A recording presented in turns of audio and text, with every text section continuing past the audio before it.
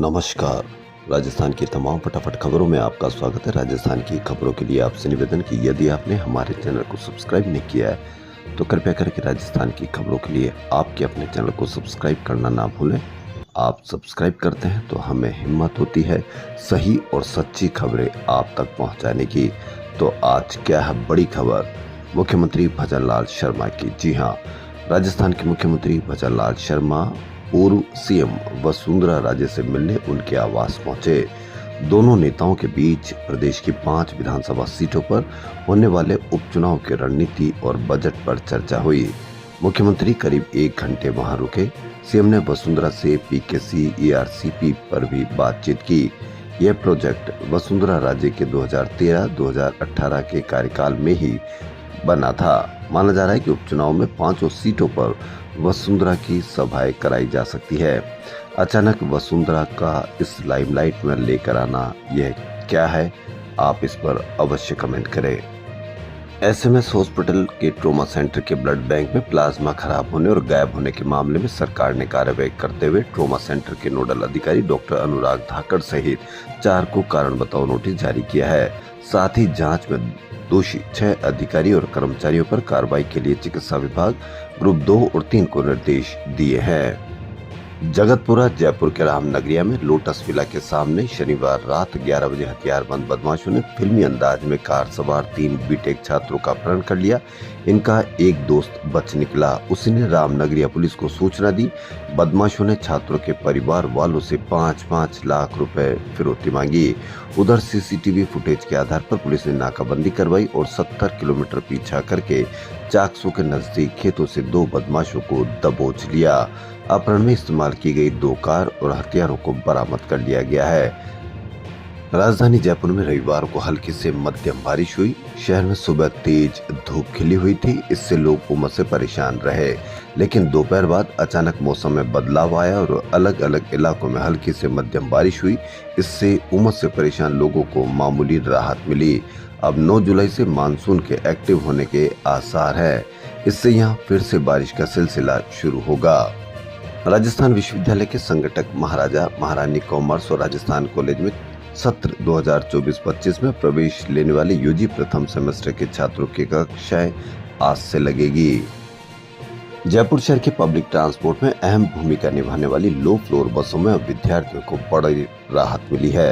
अब विद्यार्थियों को 50% तक की छूट मिलेगी। शुरुआत में स्टूडेंट कॉलेज और स्कूल आई कार्ड दिखाने पर मिलेगा। इसके बाद JCTSL का स्मार्ट कार्ड बनाना अनिवार्य होगा।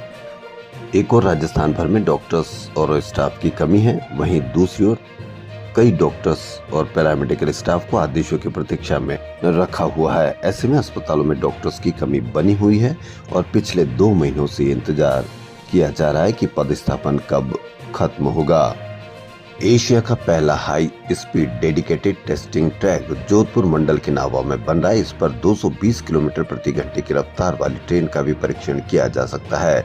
कुल 62 किलोमीटर लंबाई और 810 करोड़ रुपए की लागत से बन रहा है। ये ट्रैक 2 चरणों में तैयार होगा। पहले चरण में सांबर से लगे गुडा स्टेशन से मीठड़ी स्टेशन तक 25 में से 9 किलोमीटर ट्रैक तैयार हो चुका है। बाकी 2-3 माह में पूरा हो जाएगा। मुख्यमंत्री निःशुल्क दवा योजना में 4 माह में 22 कंपनियों के 25 सैंपल अमानक पाए गए। सरकार ने दवाओं की बिक्री रोक दी है। औषधि विभाग ने भी 6 महीने में विभिन्न मेडिकल स्टोर से 457 सैंपल ले दवाओं की जांच कराई तो 15 अमानक निकले। इनमें ज्यादातर दवाएं हिमाचल प्रदेश के बद्दी शहर की फार्मा कंपनियों ने बनाई थी। चूरू जिले में रविवार को मात्र 2 से 2.5 घंटे में 4 से 6 इंच तक बारिश हुई। सादुलपुर में 110, तारानगर में 141 और सिद्धमुख में 165 मिलीमीटर बारिश हुई। तारानगर में ये एक दिन की सर्वाधिक बारिश है। रणथंभौर राष्ट्रीय अभ्यारण्य की फलोदी रेंज में रविवार को बाघ T58 रॉकी की मौत हो गई। सोमवार सुबह बाघ का पोस्टमार्टम होगा। राज्य के महात्मा गांधी इंग्लिश मीडियम स्कूलों में रिक्त रही सीटों पर प्रवेश के संबंध में माध्यमिक शिक्षा निदेशालय ने बड़ा दिशा निर्देश जारी किए हैं। प्री प्राइमरी सहित 1 से 8वीं तक की कक्षा में रिक्त सीटों पर पूरे साल प्रवेश हो सकेगा। वहीं अंग्रेजी मीडियम की 9वीं में से 12वीं कक्षा में रिक्त सीटों पर प्रवेश हिंदी मीडियम के विद्यार्थियों के लिए निर्धारित अंतिम तिथि तक ही हो सकेगी।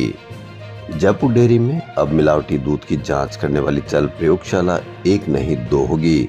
डेयरी राज्य मंत्री जवाहर सिंह बेडम ने पहली चल प्रयोगशाला सफल होने के बाद अब डेयरी अधिकारियों को एक और चल प्रयोगशाला खरीदने के निर्देश दिए हैं।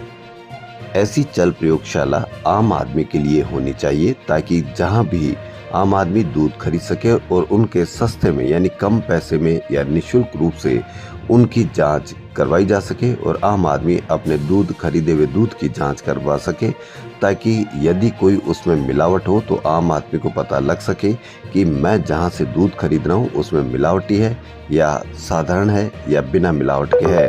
तो ये चल प्रयोगशाला आम आदमी के लिए एक दो नहीं बल्कि 100 प्रयोगशाला चल प्रयोगशाला हर चौराहे पर हर रास्ते में खड़ी होनी चाहिए। वहां निशुल्क दूध की जांच होनी चाहिए ताकि आम आदमी दूध की जांच करा सके। राष्ट्रीय राजमार्ग 21 पर स्थित राजा धोक टोल प्लाजा पर फास्टैग से पैसा काटने के बाद भी जबरन नकद रुपए भी वसूलने के मामला सामने आया है। जटवाड़ा निवासी केदारनाथ चौधरी ने बताया कि 3 जुलाई को जयपुर से घर आते समय टोल प्लाजा कर्मचारियों ने फास्टैग एक्टिव नहीं होने की बात कहकर 160 रुपए देने की बात कही। इस पर उपभोक्ता ने 160 रुपए टोल प्लाजा कर्मचारियों को नकद भी दे दिए।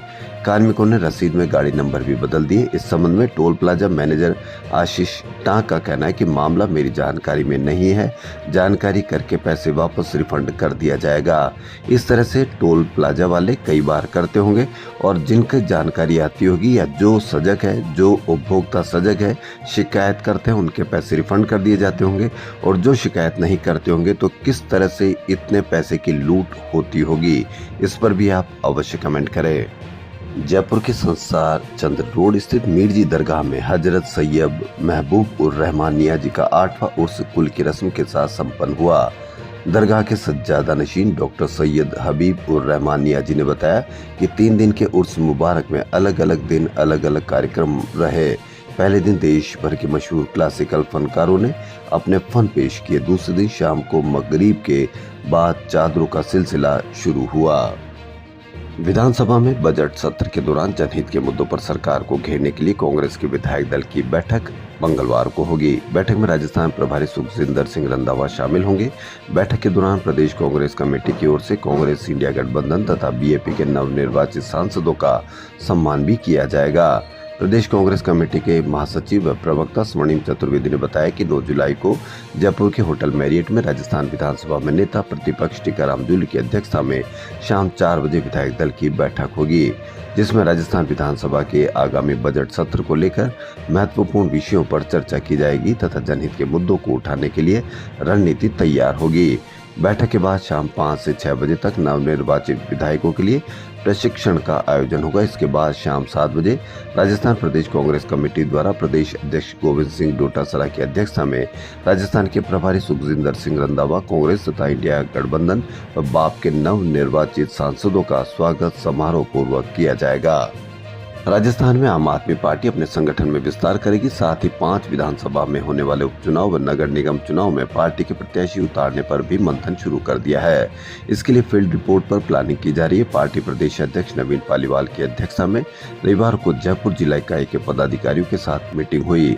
पालीवाल अगले महीने से सभी जिलों का दौरा करेंगे। पालीवाल ने बताया कि राजस्थान में मजबूत विपक्ष देने के लिए आप प्रतिबद्ध है। निकाय चुनाव में पार्टी मजबूती से चुनाव लड़ेगी। पार्टी के जयपुर लोकसभा अध्यक्ष अर्चित गोयल ने बताया कि भाजपा सरकार से जनता का 6 महीने में ही मोहभंग हो गया। प्रदेश के कॉलेजों में साइंस और कॉमर्स में 5 नए डिग्री कोर्स शुरू होंगे। कॉलेज शिक्षा आयुक्तालय ने राजस्थान के 50 कॉलेज का चयन इसके लिए किया, जिनमें कोटा के 3 कॉलेज, राजकीय जेडीबी कॉलेज, राजकीय विज्ञान और राजकीय कॉमर्स कॉलेज शामिल है। यहाँ life science, health care, retail management, banking, financial और लॉजिस्टिक के कोर्स कर सकेंगे। 3 कोर्स बीकॉम और 2 कोर्स बीएससी के हैं। इन कॉलेजों में आदेश आ चुके हैं, अब अलग से प्रवेश आवेदन मांगे जाएंगे। पुष्कर के प्रवेश मार्ग पर 1.33 करोड़ रुपए की लागत से बन रहे ब्रह्म द्वार पर जगत पिता ब्रह्मा जी की चतुर्मुखी मूर्ति लगाई जानी थी, लेकिन अब मूर्ति की जगह मार्बल के पत्थर पर कमल पुष्प तराश कर लगाया जाएगा। पिछले दिनों जल संसाधन मंत्री सुरेश सिंह रावत ने कॉरिडोर निर्माण को लेकर अजमेर में अधिकारियों की बैठक ली थी। इस महत्वपूर्ण बैठक में कॉरिडोर के अलावा पुष्कर में निर्माणाधीन ब्रह्मद्वार नाम के एंट्री गेट निर्माण की समीक्षा की गई। इस दौरान उपस्थित जनप्रतिनिधियों ने निर्माणाधीन प्रवेश द्वार पर ब्रह्मा जी की मूर्ति नहीं लगाने का सुझाव दिया। इसके पीछे उन्हें यह तर्क दिया गया कि ब्रह्मा जी ने अपनी पहली पत्नी माता सावित्री की जगह गायत्री को साथ में बैठाकर यज्ञ किया था। इससे सावित्री माता ने कुपित हो उन्हें शाप दिया था कि उनकी पूजा एक जगह ही होगी। इस पर प्रशासन व एडी अधिकारियों ने ब्रह्मद्वार पर ब्रह्मा जी की मूर्ति लगाने का इरादा बदल दिया तथा मूर्ति की जगह संगमरमर पत्थर का कमल पुष्प लगाने का निर्णय किया। हालांकि ब्रह्मद्वार के लिए एडीए ठेकेदार ने ब्रह्मा जी की चतुर्मुखी मूर्ति बना दी है। इस्लामी कैलेंडर के नए साल 1446 के पहले महीने मुहर्रम का चांद रविवार को दिखाई दिया, लेकिन मुहर्रम में हजरत इमाम हुसैन और उनके जानिसारों की शहादत के वाक़या को देखते हुए दरगाह में इस मौके पर शादियाने नहीं बजाए गए। हाँ, चांद के ऐलान के लिए तोप जरूर दागी गई। दरगाह में रात को मुहर्रम का रसूमात का आगाज हुआ। हर महीने की शुरुआत पर दरगाह में शादियाने बजाकर खुशी का इजहार किया जाता है, लेकिन साल में यह पहला महीना यानी मुहर्रम के चांद के मौके पर मोरूसी अमला शादियाना नहीं बजाता।